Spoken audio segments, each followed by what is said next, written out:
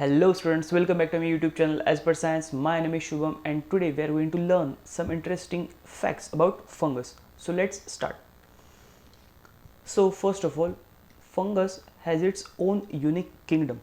Alright, there are total 5 kingdoms. Kingdom Monera, Kingdom Protista, Kingdom Fungi, Kingdom Plantae and Kingdom Animalia. So the third kingdom, that is Kingdom Fungi, जिसमें पूरे के पूरे सारे fungus include होते हैं. Alright, and there is a one more word, that is heterotrophic organism. There are two types of organism, autotrophic organism and heterotrophic organism. Autotrophic, that makes their own food. They synthesize their own food like our plants. Plant synthesize its own food with the help of photosynthesis, and like we all are heterotrophic organism, that we depend on plants for our food. All right, so they have their own unique kingdom, that is Kingdom Fungi, and they are of heterotrophic organism. That means they depend on another organism for their food. Next, the digestion is extracellular digestion. That means the digestion usually takes outside the cell. If suppose this is cell, the digestion will takes place outside the cell. This is called as extracellular digestion. They are either unicellular or multicellular. Alright, unicellular, that is they are made up of only single cell, like yeast. Yeast is a unicellular organism. The yeast is made up of only single cell.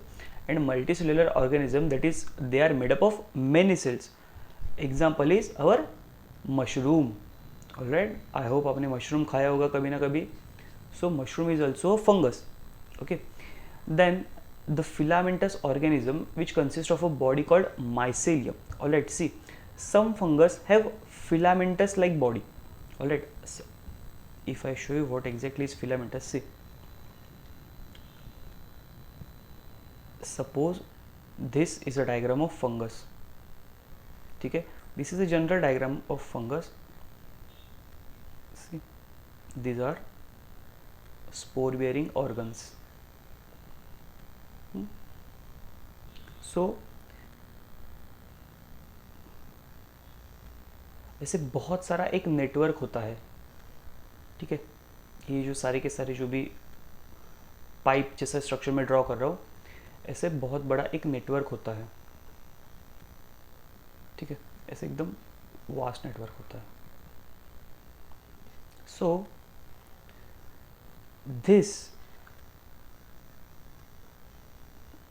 Is called as mycelium. Alright, this pipe like structure is called as mycelium. And ये जो single एक है ना, एक single strand, एक just ऐसे एक single strand, this is called as hyphae. Alright, mycelium is a collective word for hyphae. ठीक है, बहुत सारी हाइफे मिलके हमारा माइसेलियम बनता है. ठीक है, see, this looks like a filament like structure, that's why it is called, it has filamentous body which is also called as hyphae, and collective hyphae is called as mycelium. Alright, so I hope आपको mycelium and hyphae में difference समझ में आया होगा. Mycelium is a collective word, सारे hyphae को मिला के हम माइसेलियम कहते हैं. एंड अगर एक माइसेलियम, एक सिंगल स्ट्रैंड देखने जाए तो उसे हम हाइफी कहेंगे. ऑलराइट, जिसे हम फिलामेंटस स्ट्रक्चर भी कहते हैं. So filamentous organisms consist of a body called as mycelium. Filamentous organisms are type of multicellular fungus. Alright, so thread like structure called as hyphae, जो अभी हमने डायग्राम में देखा, जो बेसिक थ्रेड लाइक स्ट्रक्चर था, जिसे हम क्या कहते हैं, हाइफी कहते हैं. Hyphae may be and may be with septa और without septa. See, suppose this is our one hyphae. So hyphae के अंदर ऐसा सेप्टा हो भी सकता है. ठीक है, मे बी और मे नॉट बी प्रेजेंट.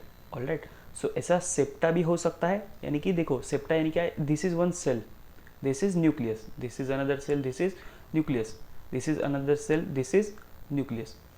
हर एक सेल का अपना अपना खुद का न्यूक्लियस होता है. So this is called as septate hypha. ठीक है, and this is called at aseptate Haifa.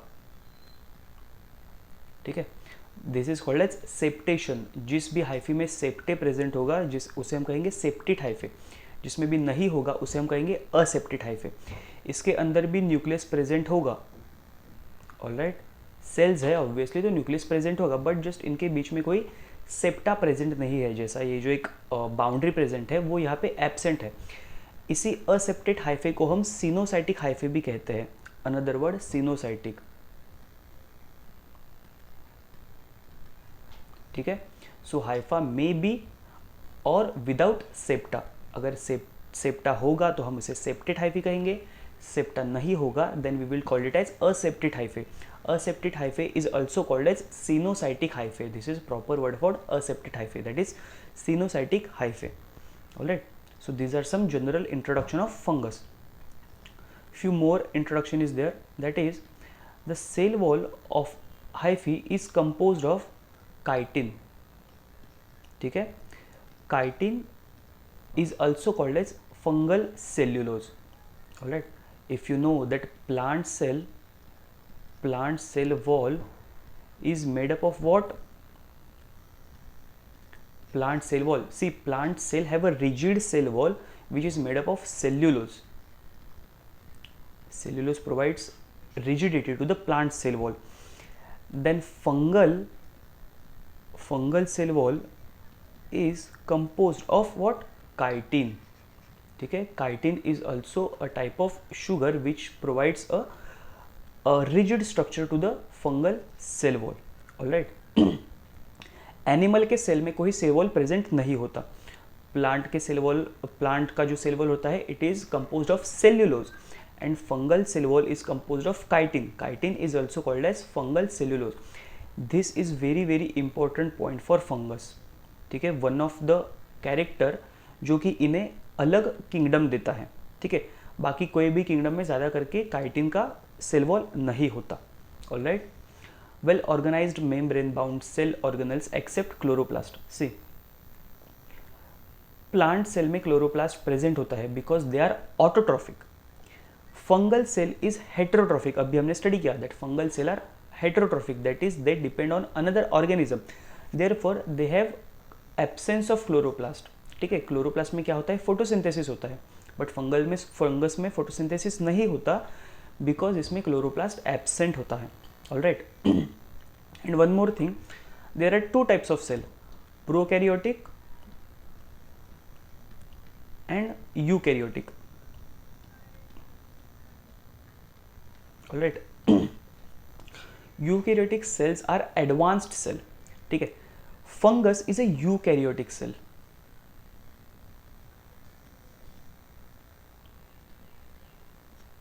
Alright, prokaryotic that is they are primitive cells, that is बहुत पहले वाले प्रिमिटिव सेल्स.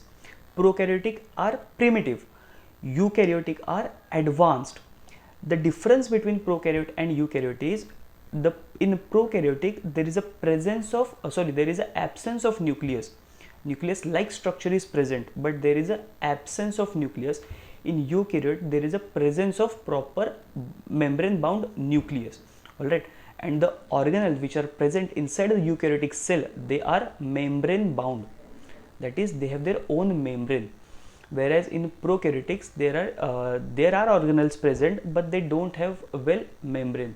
ठीक है, so prokaryotic and eukaryotic, the fungus are eukaryotic organisms. Alright, they have advanced type of cell structure.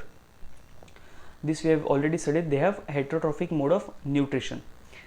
In the heterotrophic they have saprophyte type of nutrition. ठीक है, saprophytes. Fungus are what? Saprophytes. They absorb food which is decomposed outside. See, I'll tell you. Suppose this is a wooden log. This is what? Wooden log. जो कि plant का जो भी bark होता है वो समझो ऐसे टूट के गिर गया. नाउ इसके ऊपर फंगस ग्रो होता है. ठीक है, फंगस क्या करता है? Fungus excretes some enzymes. Fungus excrete some enzymes. This enzyme will degrade outside food material.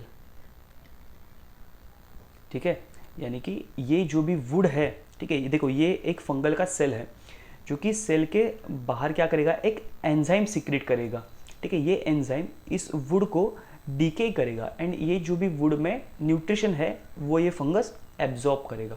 Alright, therefore they are called as saprophytes. This word is very very important.